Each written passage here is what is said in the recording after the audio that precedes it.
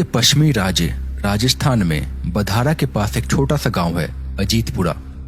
पहली नजर में ये गांव किसी आम गांव की तरह लगता है। सब ठीक ठाक, सीधे साधे लोग, अपने अपने काम करने वाले। पर जब इस गांव को करीब से देखा जाए तो इस गांव में एक अजीब सा राज छुपा हुआ है। कुछ है ऐसा जो इस गांव पे एक श्राप बन के मंडरा रहा है। पिछले कई सालों से एक अजीब सी और बेहद भयानक घटना हो रही है इस गांव में। हर अमावस्या को गांव में एक शैतानी साया निकलता है जो लोगों को उनके नाम से बुलाता है। पर किसी ने अगर जवाब दिया तो या तो वो हमेशा के लिए पागल हो जाता है, या फिर हमेशा के लिए लापता, या फिर उसकी लाश किसी नारियल के पेड़ के पास मिलती है। शाम होने को है और गांव के बीचों बीच कुछ लोग बैठ के कुछ खास और गंभीर बातचीत कर रहे हैं। ऐसा लग रहा है जैसे किसी बहुत जरूरी काम की तैयारी हो रही हो। चलो भाई, अब रात होने वाली है। पता है ना आज अमावस्या है। हाँ पता है। अब चलते हैं घर। ना जाने किस मनहूस घड़ी में हमारे गांव को ये श्राप लग गया। श्राप? कैसा श्राप? आप लोग भी ना कैसी कैसी बातों पर विश्वास करते हैं। ये बात कही है मनीष ने, जो कि कल ही अपने शहर से इस गांव आया है अपने दादा दादी के पास अपनी छुट्टियां बिताने। दादा दादी कई दिनों से उसे बोल रहे थे कि हमारे पास आओ और हमारे साथ वक्त गुजारो, इसीलिए वो कल ही शहर से अपने गांव आया है। पर उसे गांव के बारे में ज्यादा कुछ नहीं पता। अरे मनीष भाई, तुम इस बात को हल्के में मत लो। गांव के कई लोग इस बात को झेल चुके हैं और झेल रहे हैं। तुम्हें पता भी नहीं है कितना भयानक है ये। पर आखिर होता क्या है?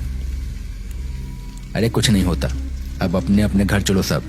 और हाँ मनीष, रात को कोई अगर आवाज दे तो घर के बाहर मत जाना बस। मुझे पता है तुम इन सब बातों पे विश्वास नहीं करते हो, लेकिन चोर लुटेरे भी तो हो सकते हैं ना गांव के आसपास, तो बाहर मत जाना बस। ऐसा कह के सब अपने अपने घर चले गए।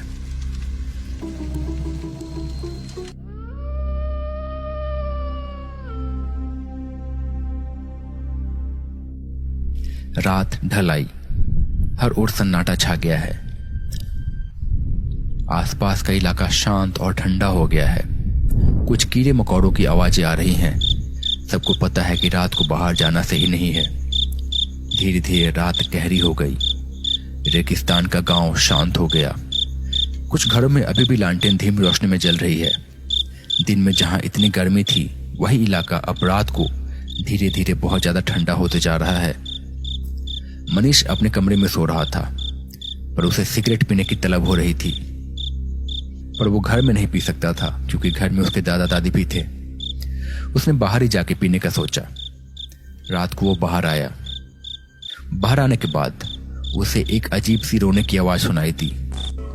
उसने देखा कि थोड़ी दूर पे एक करीब 8-10 साल का बच्चा बैठा हुआ है और बड़ी जोर जोर से रो रहा है। वो थोड़ी दूर आगे बढ़ा और मनीष ने उसे पूछा, कौन हो तुम और यहाँ क्या कर रहे हो? वो बच्चा फिर भी रोते रहा, पर अब धीरे धीरे कुर्राने भी लगा, मुक्ति मुक्ति मुक्ति मुक्ति चाहिए।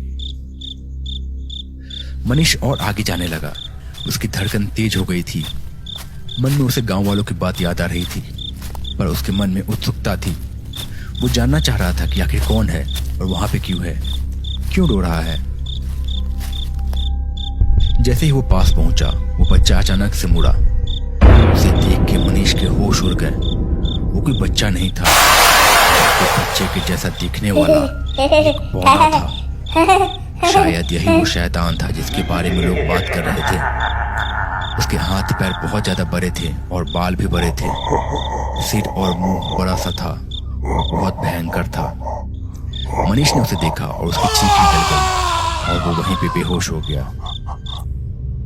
जब उसकी आंखें खुली तो उसके दादा दादी उसे घेर के खड़े थे। उन्होंने उससे पूछा कि क्या हुआ, पर मनीष ने बताया कि शायद कमजोरी की वजह से उसे चक्कर आ गया।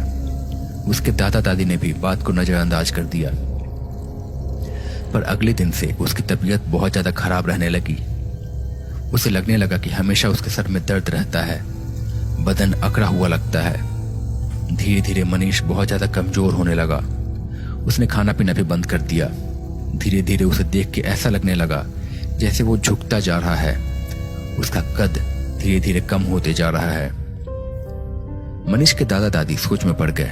उन्हें समझ में आ गया था कि कुछ तो गड़बड़ है उसके साथ। उन्होंने पास के गांव से डॉक्टर को बुलाया। डॉक्टर ने देखा और कहा, समझ में नहीं आ रहा कि क्या हुआ इसे।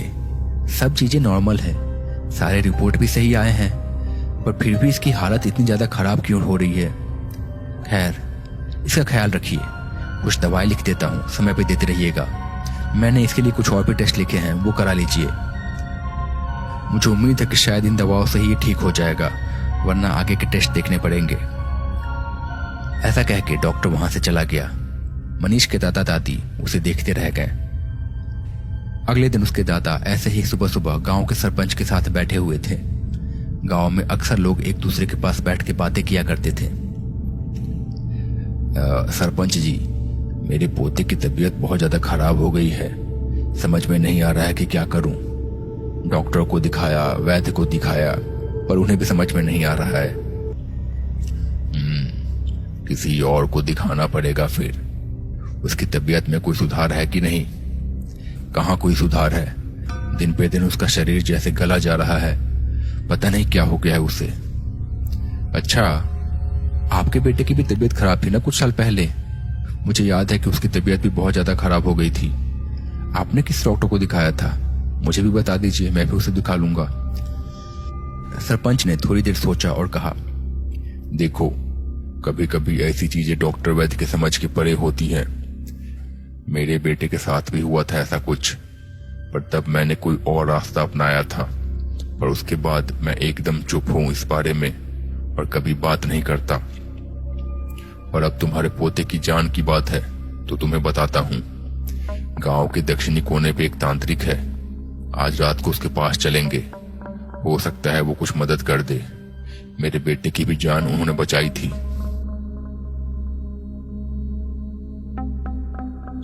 एक छोटे से मकान में एक लड़का बिस्तर पे पड़ा हुआ है।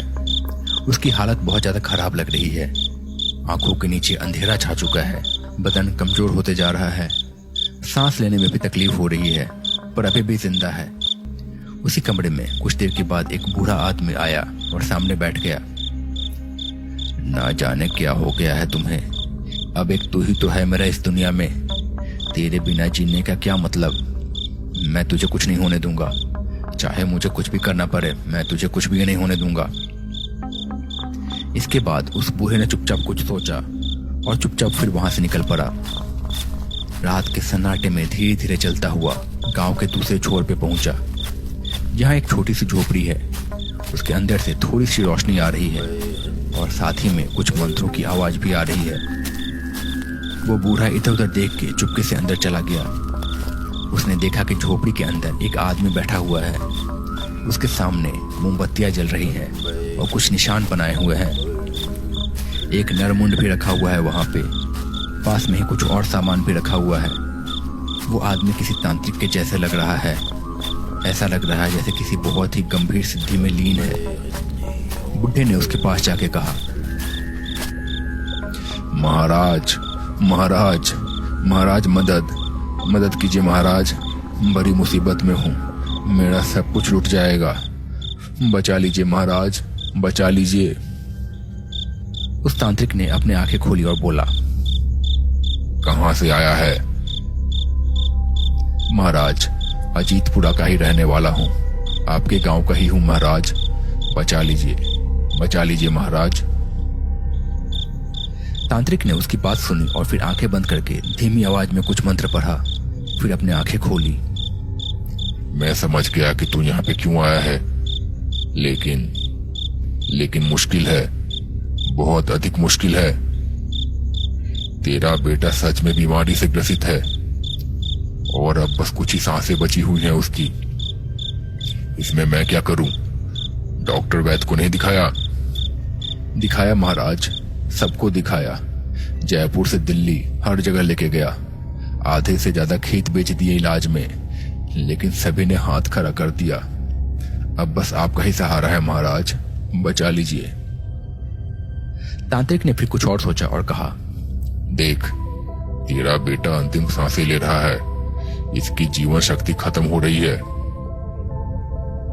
एक काम मैं कर सकता हूँ, लेकिन ये प्रकृति के नियम के खिलाफ है और ये तामसिक तंत्र है। महाराज दया कीजिए, मेरे बच्चे को बचा लीजिए। मैं जो कुछ भी हो करूंगा आपके लिए, बस बचा लीजिए उससे। अभी उसने दुनिया भी नहीं देखी है ठीक से। तांत्रिक ने फिर कहा, इसके लिए मुझे किसी और की जीवन शक्ति छीन के तेरे बेटे में डालनी होगी। रह पाएगा इस मन के बोझ के साथ? बोल, किसी और के बेटे को मार के अपने बेटे को खुश देख पाएगा? मैं कर लूंगा महाराज, मैं सब कुछ देख लूंगा, मुझे सब मंजूर है, बस आप उसे बचा लीजिए। ठीक है, मैं करूंगा, पर तू गांव का सरपंच है, इसके बदले तुझे तेरी आंखें मूंदनी होंगी। मैं कुछ भी करूं गांव में, कोई भी साधना करूं, तू कुछ नहीं बोलेगा और इस रात का जिक्र किसी और से कभी नहीं करेगा। अगर किसी से तूने कुछ बोला तो तुझे पता है मैं क्या कर सकता हूं। मुझे मंजूर है महाराज, सब मंजूर है। ठीक है, कल इसी वक्त आना फिर से यहाँ पे, मैं संभाल लूंगा, पर अपना वादा मत भूलना, वरना तुझे पता है ना मैं क्या कर सकता हूँ। हाँ महाराज, आपकी जय हो, आपकी जय हो।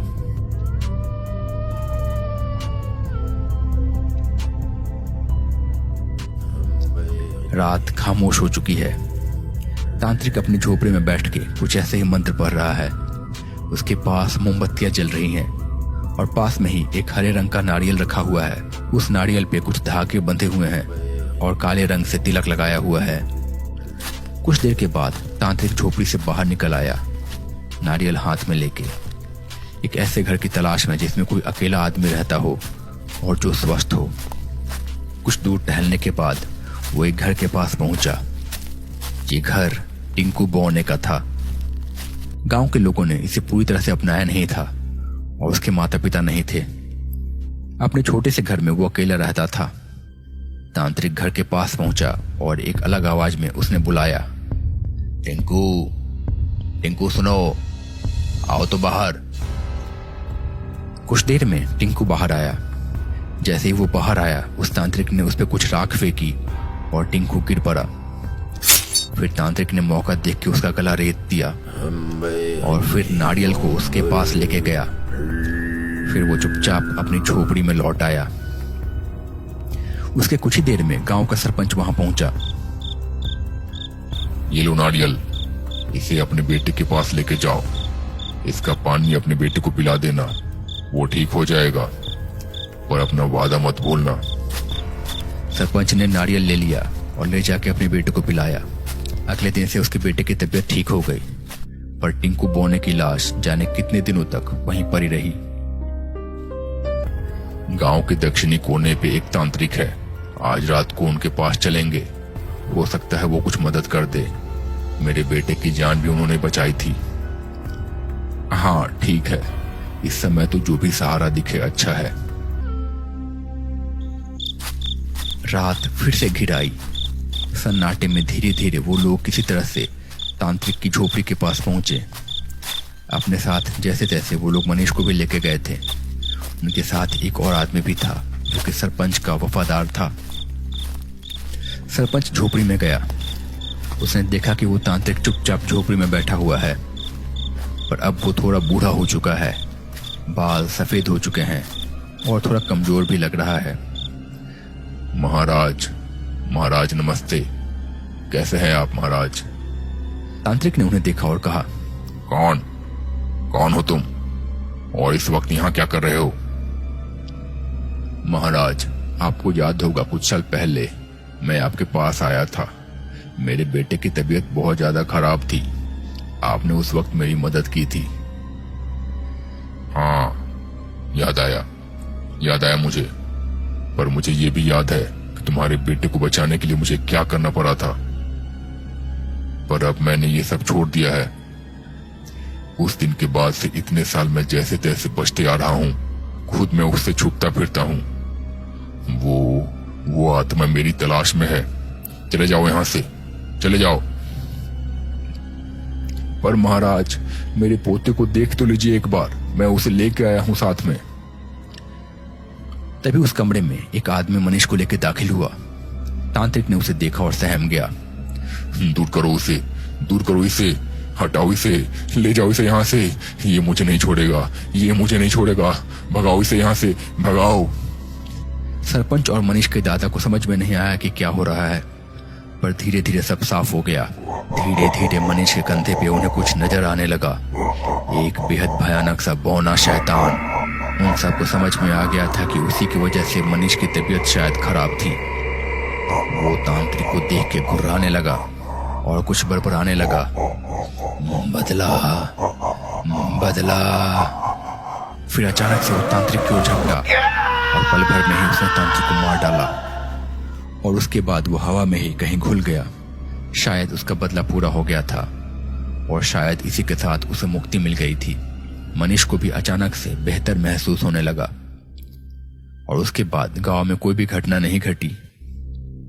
शायद इसी के साथ बरसों पहले जो तांत्रिक ने बौने के साथ गलत किया था उसकी भरपाई हो गई थी।